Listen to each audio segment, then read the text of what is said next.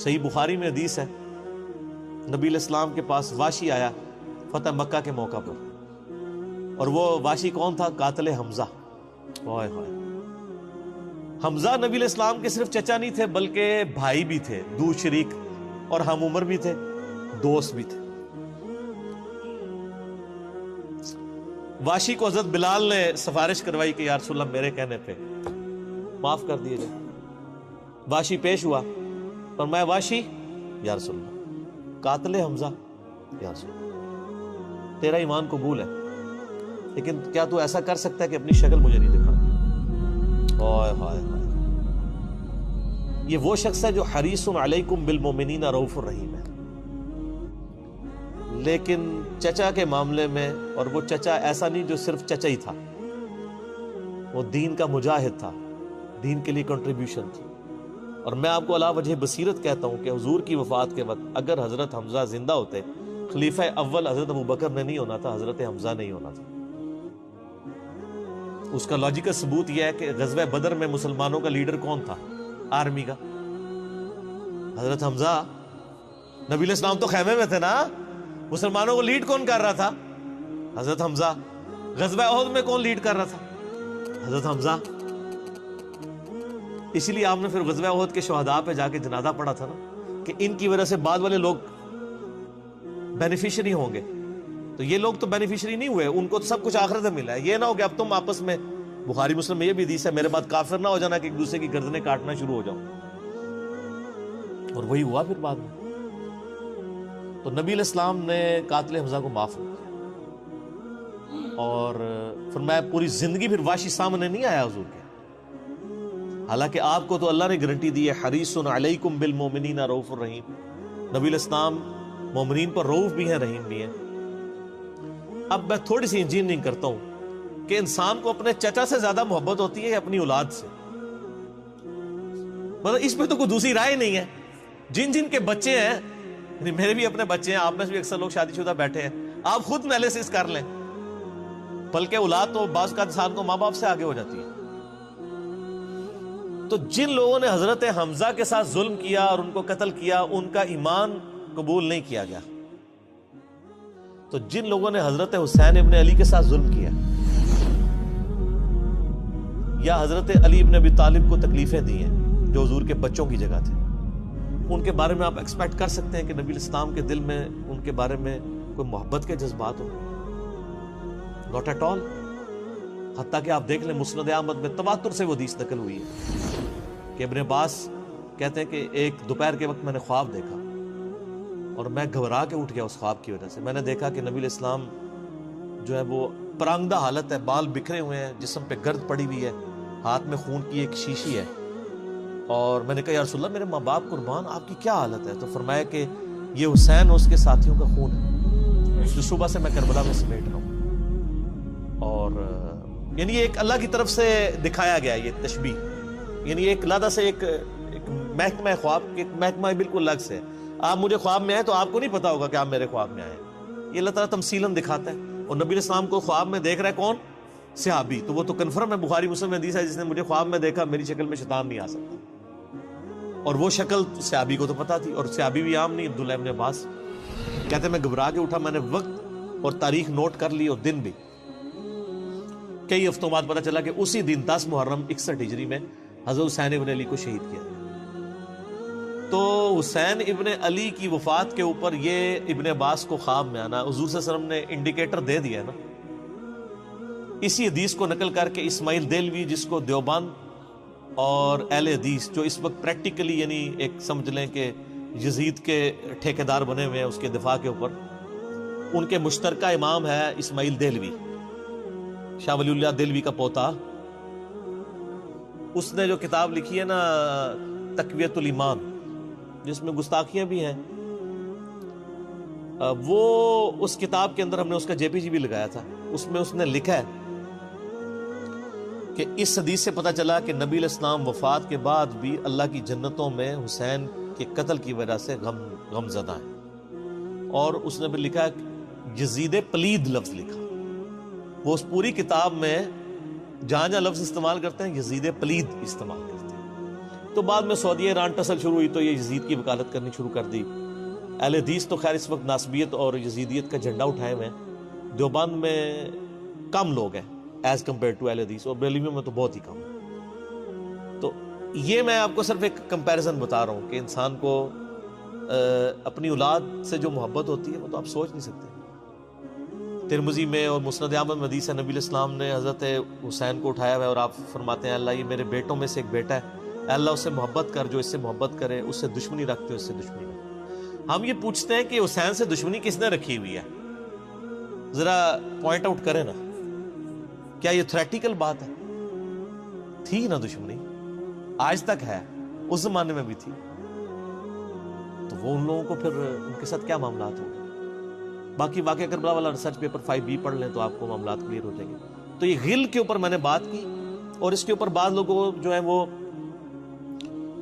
اس حدیث کے اندر تحریف بھی بعض لوگوں نے کی ہے, بعض لوگوں نے جان بوجھ کے کی ہے, بعض لوگوں نے انجانے کے اندر کیا ہے. یہ روایت المستدرک الحاکم میں بھی موجود ہے اور صحیح سند کے ساتھ, اور المصنف ابن ابی شیبہ کے اندر بھی موجود ہے کہ مولا علی علیہ السلام جو ہیں وہ ان کے پاس حضرت طلحہ کا بیٹا آیا, عثمان ابن طلحہ.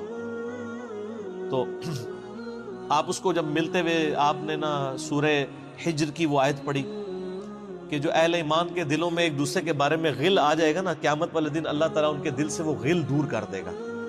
پھر وہ جنت میں آمنے سامنے بیٹھے ہوئے ہوں گے تختوں کے اوپر, ٹیک لگائے ہوئے تکیوں کے اوپر.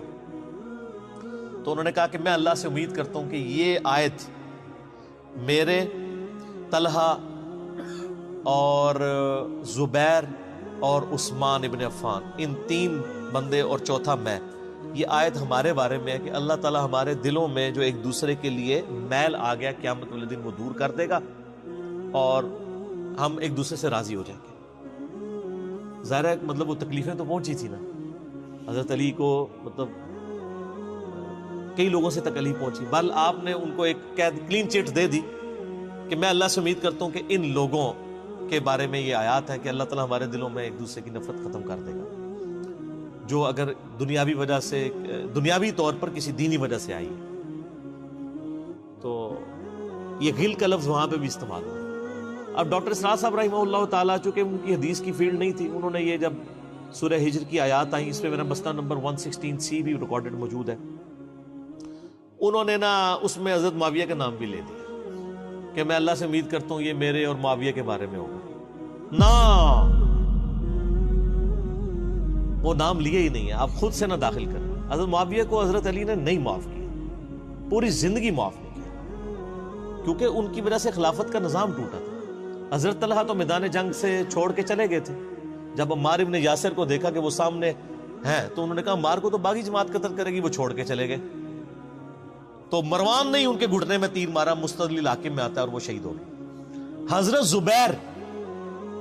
حضرت زبیر وہ صحابی ہیں یعنی جو نبی علیہ السلام کے بہادر ترین اصحاب میں سے. 12 بندے غزوہ احد میں حضور کے ساتھ رہ گئے تھے 700 میں سے غزوہ احد کے اندر, ان میں سے ایک حضرت زبیر بھی تھے. اور یہ تلوار کمال کی چلاتے تھے, اکیلے میدان جنگ میں آگے چلے جاتے تھے. بخاری میں آتا ہے کہ ان کا بیٹا عبداللہ ابن زبیر کہتا ہے کہ میرے باپ کے 2 شانوں کے درمیان اتنا بڑا زخم تھا جو ہیل اپ ہو گیا تھا, لیکن پھر بھی گڑا پڑا ہوا تھا, میں پورا ہاتھ اس میں داخل کر لیتا تھا, اور وہ زخم ان کو احد کے موقع پہ لگا تھا. ٹھیک ہے. اور پھر جنگ, اسی حدیث میں بخاری کے آتا ہے کہ جنگ یرموک کے موقع پر لوگ یعنی لیڈر کے اوپر چل رہے ہوتے ہیں, تو حضرت زبیر بھی ایک اسکواڈ کو لیڈ کر رہے تھے.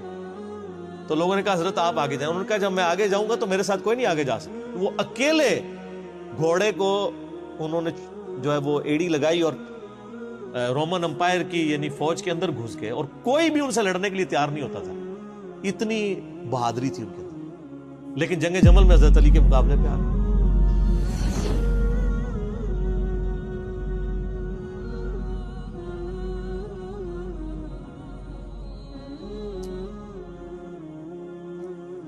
اس تکلیف کا کوئی اندازہ نہیں کر سکتا.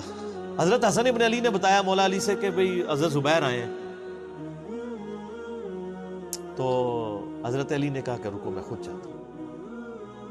گئے, کہا زبیر یاد ہے وہ دن جب نبی تم مجھ سے بڑا پیار کر رہے تھے، پھوپھی ذات تھے نا، نبی علیہ السلام کی پھوپھی کے بیٹے ہیں حضرت زبیر بن عوام رضی اللہ تعالی.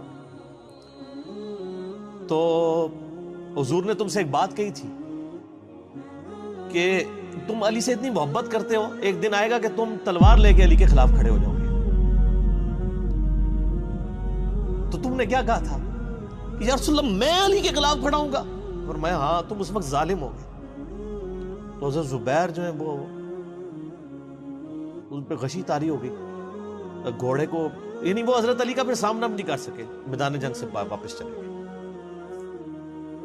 تو بعد میں حضرت علی کے فوجیوں میں سے ایک بندے نے جا کے پیچھے ان کو دھوکے سے قتل کر کے تھا. تو حضرت علی نے کہا کہ زبیر کے قاتل کو میں دوزخ کی بشارت دیتا ہوں، کیونکہ زبیر جنتی تھا.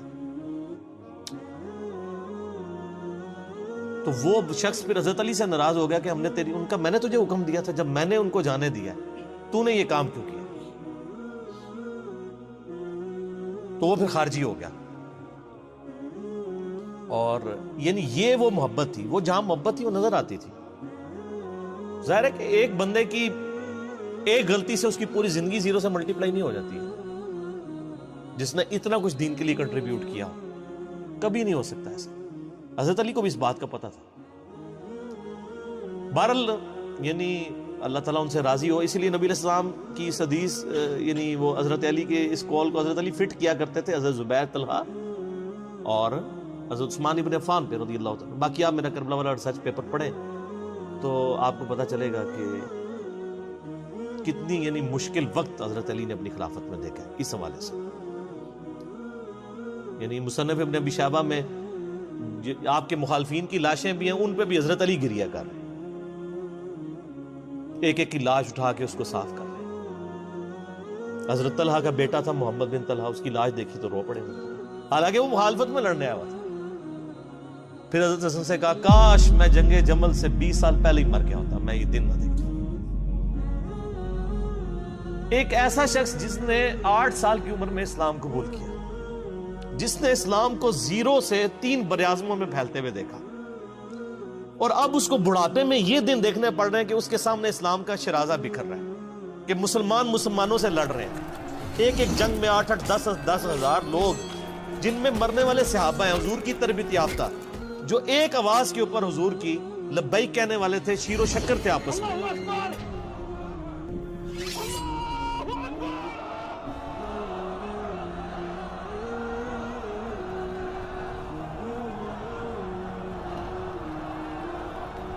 آپ اندازہ کر سکتے ہیں. اسی لیے حضرت علی جو ہیں وہ یعنی کوفے میں شہر سے باہر آپ کو پتہ ہے کنویں ہوا کرتے تھے، اکیلے جا کے کنویں پہ بیٹھ کے رویا کرتے تھے کہ اللہ اس امت کے ساتھ کیا ہو گیا. کوشش کرتے رہے، اینڈ رزلٹ یہ ہے کہ وہ خلافت کا نظام. اسی لیے مصنف ابن ابی شیبہ میں آتا ہے کہ آپ نے فجر اور عشاء کی نمازوں میں قنوت نازلہ پڑھی، اللہم علیک بمعاویہ واشیائہ، اے اللہ معاویہ اس کے شیعہ کو برباد کر، علی اور اس کے عمرو بن عاص اور اس کے شیعہ کو، ابا سلمی اور اس کے شیعہ کو، قیس اور اس کے شیعہ کو برباد کر. باقی احادیث میں آپ علیہ السلام نے جو بشارت کر دی تھی، سنن صحیح کبریٰ کے اندر حدیث موجود ہے، حاکم کے اندر، کہ نبی علیہ السلام نے حضرت علی سے ایک دن فرمایا تھا، اے علی اگلی امتوں میں سب سے بڑا بدبخت وہ تھا جس نے قوم عاد کی اونٹنی کو قتل کیا اور اس کے بعد عذاب آ گیا. میری امت کا سب سے بڑا بدبخت وہ ہوگا جو تیرے سر کے خون سے تیری داڑھی کو رنگ دے، اور وہی ہوا ہے. اور اس کے بعد پھر دیکھیں امت ایک جگہ جمع نہیں ہوئی ہے. حضرت علی ایک آخری کوشش تھی، اور جن لوگوں نے اس وقت ساتھ نہیں دیا پھر ان کو دنیا میں اس کا خمیازہ بھگتنا پڑا ہے. عبداللہ بن عمر نے بیعت نہیں نہ کی تو صحیح بخاری اٹھا کے دیکھیں، عبداللہ بن عمر کو آل امیہ نہیں قتل کروایا، حجاج بن یوسف نے زہر آلود نیزہ مروا دیا. اور حاکم کے اندر مجموع الزوائد کے اندر موجود ہے، حضرت عبداللہ بن عمر آخری عمر میں کہا کرتے تھے کاش میں اس وقت علی کا ساتھ دیتا اور یہ خلافت کا نظام تو بچ جاتا. کیونکہ کئی لوگ بیچ میں نیوٹرل ہو گئے تھے جو پھر ساتھ نہیں دیا، تو اس کی وجہ سے پھر حضرت علی کے چونکہ اب پاس اتنی مین پاور نہیں تھی کہ اس سسٹم کو سنبھال سکتے، بال پھر وہ شہید ہو گئے اور پھر معاملات آگے. خیر بات کہاں سے کہاں نکل گئی، کیونکہ یہ اس کے ساتھ غل کا لفظ تھا تو یہ غل کے لفظ کو ایڈریس کرنا ضروری تھا. تو آج ہم جب جنگ جمل صفین نہروان کو ڈسکس کرتے ہیں تو یہ کوئی غل والی بات نہیں ہے، یہ وہ چیزیں ہیں جو ایک ریالٹی ہیں، اور وہ اگر یہ غل والی بات ہے تو نبی الاسلام کے دل میں بھی نعوذ باللہ غل تھا، مولا علی کے دل میں بھی غل تھا، ایسا نہیں تھا۔ وہ دین کی حمیت کہلاتی ہے، اس کو غل نہیں آپ کہتے۔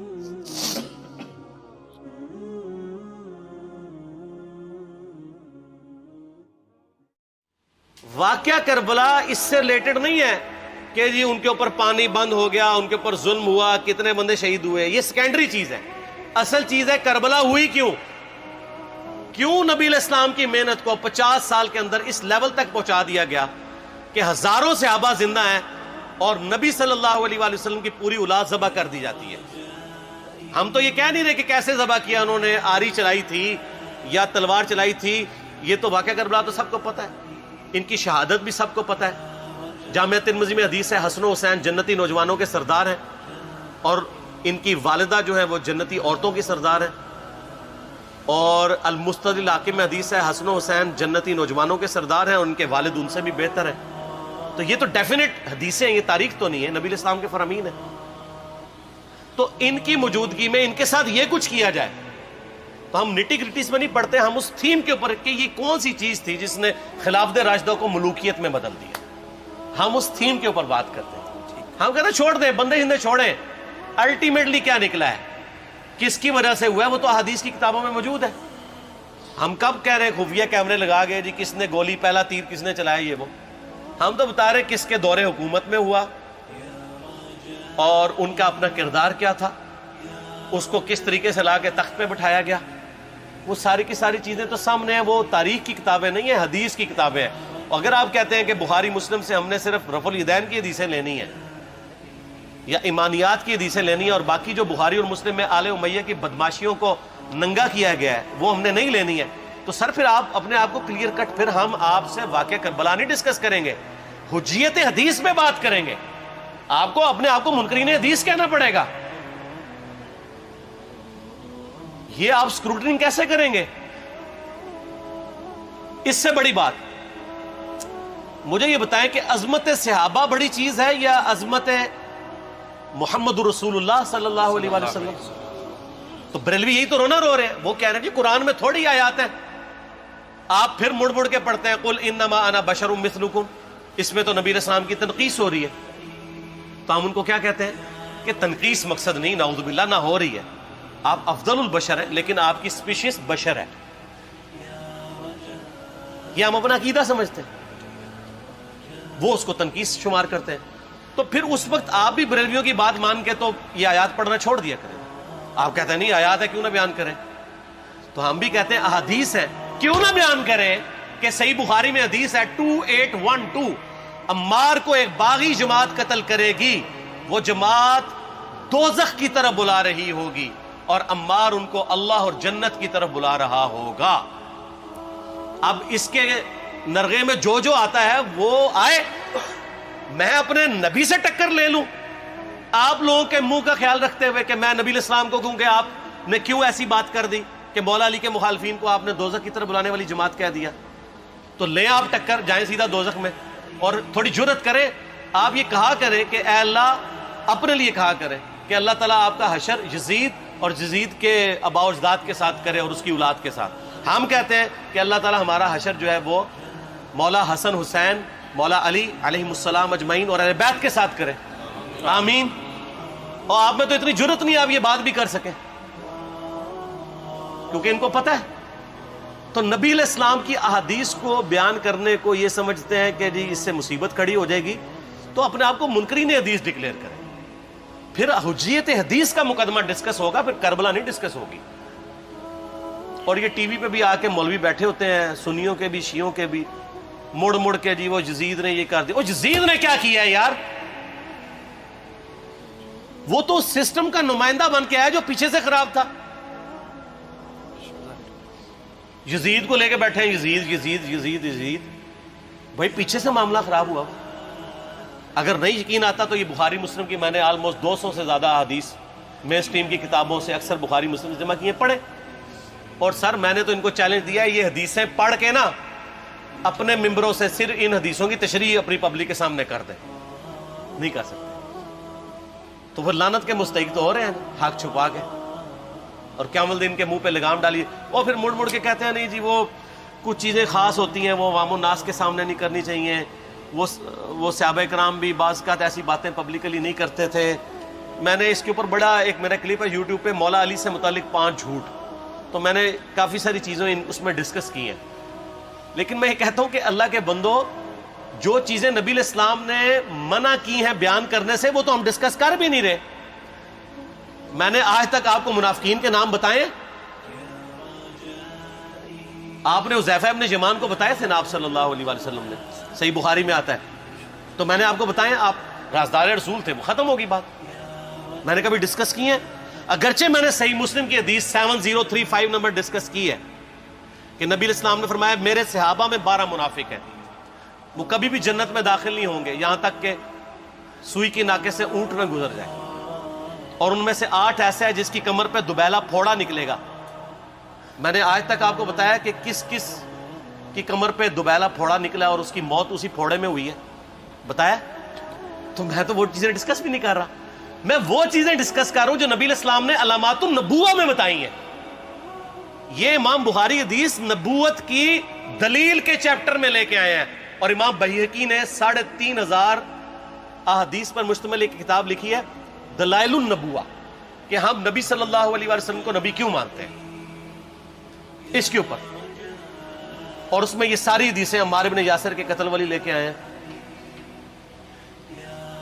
بتانے کے لیے کہ دیکھیں ہمارے نبی علیہ السلام کی نبوت کی دلیل ہے کہ آپ نے اپنی وفات کے آلموسٹ 30 سال کے بعد ہونے والے واقعے کو پہلے ہی بتا دیا۔ یہ حدیثیں چھپانے والی نہیں، بیان کرنے والی ہیں، علامات النبوہ کی حدیثیں۔ آپ کہتے ہیں چھپائیں، اگر کوئی حدیث دنیا میں نہیں چھپائی جا سکتی نا تو وہ علامات النبوہ والی حدیث ہے، کیونکہ وہ تو نبی صلی اللہ علیہ وسلم کی نبوت کو جسٹیفائی کرتی ہے۔ ورنہ میرا ایک معصومانہ سوال ہے کہ نبی صلی اللہ علیہ وسلم نے یہ باتیں کر کے ان کے زوم میں نعوذ باللہ امت کو مصیبت میں ڈال دیا۔ آپ نے خود ہی فرمایا کہ یہ ہوگا، کیوں فرمایا آپ نے؟ میں تو بیان کر کے مجرم ہوں، تو جس نے مجھے خبر دی ہے ان کے بارے میں آپ کا کیا خیال ہے؟ یہ مسند احمد کی حدیث یہ میں نے گھر بیٹھ کے بنائی ہے کہ میری بیوی کا کیا حال ہوگا جس پہ خوف کے کتے بھونکیں گے۔ تو سیدہ عائشہ سے مجھ سے زیادہ نبی علیہ السلام کو محبت تھی، لیکن آپ اللہ کے پیغمبر تھے، آپ نے اپنے گھر کی خبر بھی نہیں چھپائی، بتا دی کہ یہ ہوگا۔ اور اس سے بڑھ کے آپ صحیح بخاری میں دیکھیں، عمار بن یاسر کا خطبہ ہے، میں نے یہ سارا، پریشان نہیں ہونا، یہ ریسرچ پیپر میں سارا کچھ موجود ہے، اور کوئی چیز بھی ایسی نہیں جو اس میں سکپ ہو۔ صحیح بخاری میں خطبہ ہے کہ عمار بن یاسر کو مولا علی نے بھیجا کوفے میں، کوفے والے نیوٹرل ہو گئے تھے کیونکہ بصرہ سے سیدہ عائشہ آ رہی تھیں، اور وہاں پہ انہوں نے کہا نہ ہم سیدہ عائشہ کا ساتھ دیں گے نہ مولا علی کا دیں گے، تو عمار بن یاسر کو تیار کرنے کے لیے، یعنی وہاں کے جو عوام تھی اس قتال کے لیے، مولا علی نے بھیجا۔ تو سیدنا عمار بن یاسر نے وہاں پہ کوفے کے ممبر پہ خطبہ دیا، بخاری کے الفاظ ہیں، اوپر والی سیڑھی پہ عمار بن یاسر نے حسن ابن علی کو بٹھایا، حالانکہ حسن ابن علی سے 4 گنا بڑی عمر تھی عمار بن یاسر کی، 90 پلس ہو چکے ہوئے تھے، 3-4 گنا ان کی عمر تھی، لیکن اہل بیت کا احترام کیا، خود نچلی سیڑھی پہ بیٹھے۔ بخاری کے الفاظ ہیں کہ اے لوگو، اللہ نے تمہیں آزمایا ہے، ایک طرف دنیا اور آخرت میں تمہارے نبی کی بیوی ہے سیدہ عائشہ، دنیا اور آخرت میں، یعنی عزت اپنی جگہ قائم۔ یہاں لوگ سمجھتے ہیں کسی کی غلطی آ گئی تو پتہ نہیں کیا ہو گیا، وہ یار اس کا مرتبہ اپنی جگہ ہے، غلطی اپنی جگہ ہے، پیغمبر نہیں ہے وہ۔ اور دوسری طرف علی ابن ابی طالب ہے، اللہ اب دیکھے گا تم عائشہ کی اطاعت کرتے ہو یا اللہ کی، علی کی نہیں، اللہ کی۔ کیوں؟ یا ایھا الذین آمنوا اطیعوا اللہ واطیعوا الرسول واولی الامر منکم، ان کا اولو الامر مولا علی ہیں، ان کی اطاعت واجب ہے۔ یہ اللہ نے آزمایا ہے کہ اللہ کی اطاعت کرتے ہو یا عائشہ کی۔ اور آپ حیران ہوں گے، یہ حدیث امام بخاری حضرت عائشہ کی فضیلت والے چیپٹر میں لے کے آئے ہیں۔ اگر امام بخاری مشورہ کر لیتے نا ناسبیوں سے تو انہوں نے کہا تھا سر آخری صحیح رکھو، پچھلا رہن دو۔ بلکہ پچھلے والا رکھو، آخری والا رہن دو کہ عائشہ دنیا اور آخرت میں. وہ حدیث گھڑنے کا میں آپ کو طریقہ بتاتا ہوں، کاٹ چھانٹ کرنے کا. وہ آدھی حدیثیں لکھتے ہیں نا، آدھی حدیثیں ایسے لکھتے ہیں امام بخاری کہ سیدہ عمار ابن یاسر نے خطبے کے دوران فرمایا کہ سیدہ عائشہ دنیا اور آخرت میں تمہارے نبی کی بیوی ہے، بس. لیکن امام بخاری نے پوری حدیث لی ہے، آگے وہ بھی ڈالا ہے کہ اللہ آزما رہا ہے کہ عائشہ کی اطاعت کرتے ہو یا اللہ کی، جیسے آپ کے علماء کر رہے ہیں. صحیح مسلم کی حدیث 6488 آدھی بیان کرتے ہیں سارے مولوی، بریلوی، دیوبندی، اہل حدیث سب. میرے صحابہ کو برا مت کہو، اگر تم میں سے کسی نے احد پہاڑ کے برابر بھی سونا خیرات کر دیا اور میرے صحابہ نے 1 مد یعنی 600 گرام خیرات کی، آدھا کلو، اس کے آدھے کو بھی نہیں پہنچ سکتا بس. حالانکہ یہ مسلم کی حدیث سٹارٹ اس سے ہوتی ہے کہ عبد الرحمن بن عوف کو خالد بن ولید نے گالیاں دی جھگڑے کے دوران، حالانکہ دونوں مسلمان تھے، دونوں صحابی تھے. آپ نے حضرت خالد بن ولید کو بلا کے ڈانٹا، فرمایا تم میرے صحابہ کو برا مت کہو. تو خالد بن ولید نے تو آگے سے نہیں کہا حضور میں بھی صحابی ہوں. ان کو پتا تھا کہ عبد الرحمن بن عوف نے اس وقت اسلام قبول کیا جب اسلام کا مطلب تھا مار، تکلیف اٹھانا، اور خالد بن ولید نے گولڈن پیریڈ میں صلح حدیبیہ کے بعد اسلام قبول کیا. میں اب تم لوگ یہ کر رہے ہو، تم لوگ اگر احد پہاڑ کے برابر بھی سونا خیرات کر دو، یعنی صلح حدیبیہ کے بعد والے لوگ میرے ان کے برابر نہیں ہو سکتے. اور جو فتح مکہ پہ معافی مانگ کے مسلمان ہوئے ہیں طلقاء، مؤلفۃ القلوب، آل امیہ، ان کا تو لیول ہی کچھ نہیں ہے. یہاں تو خالد بن ولید کے بارے میں یہ بات کی جا رہی ہے. اور پھر وہ مؤلفۃ القلوب اپنے زمانے میں ممبروں پہ سب و شتم کروائیں سیدنا علی پر، تو سب سے پہلے تو ان کو کہنا چاہیے جن کے بارے میں حدیث تھی کہ تم صحابہ کو گالی مت دینا.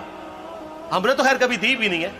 اور میں یہ آخری جملہ ان کو ایسا بولتا ہوں کہ جو ان کے دماغ تک ڈرل کر جائے گا کہ آل امیہ نے جو کچھ اپنے دور کے اندر سیدنا علی کی گستاخیاں کی ہیں نا، ہم نے تو ویسی کوئی ایک گستاخی بھی آل امیہ کے بارے میں نہیں کی ہے.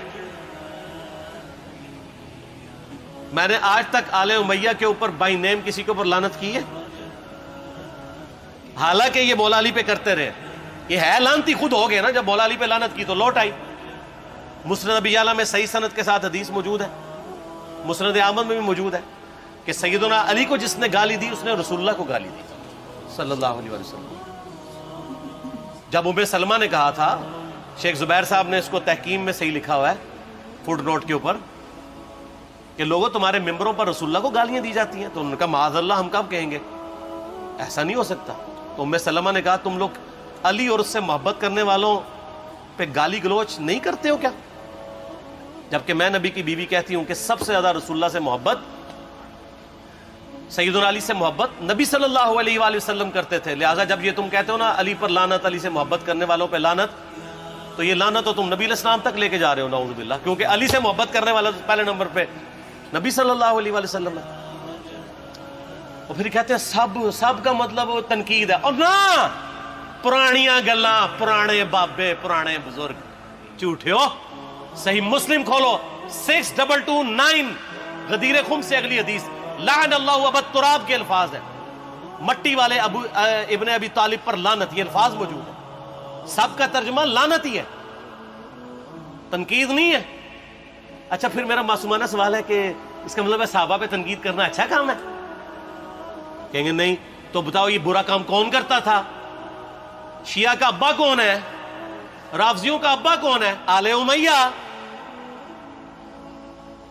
تو لہذا شیعہ نو میں کہنا کہ تسی شیخین کے اوپر بکواس اور تبرہ کرنے کی بجائے نا، آپ لوگوں کو حقائق بتائیں کہ ٹوٹی کمند کہاں. یہ سب مجرمین آل امیہ ہے. اور یہ آل امیہ اور بنو ہاشم کی لڑائیاں نبی اسلام کی بعثت سے پہلے چل رہی تھی، صدیوں سے چل رہی تھی. وہ تو پھر اللہ نے بنو ہاشم کو نبوت کے لیے چنا تو ان کو یہ پھر جیلسی ہضم نہیں ہوئی، وہ چیز آگے چلتی تھی. خیر چھوڑ دیں، ایک تلخ ٹاپک ہے. صلاۃ بر محمد و آل محمد، اللہم صلی علی محمد و علی آل محمد. ٹھیک ہو؟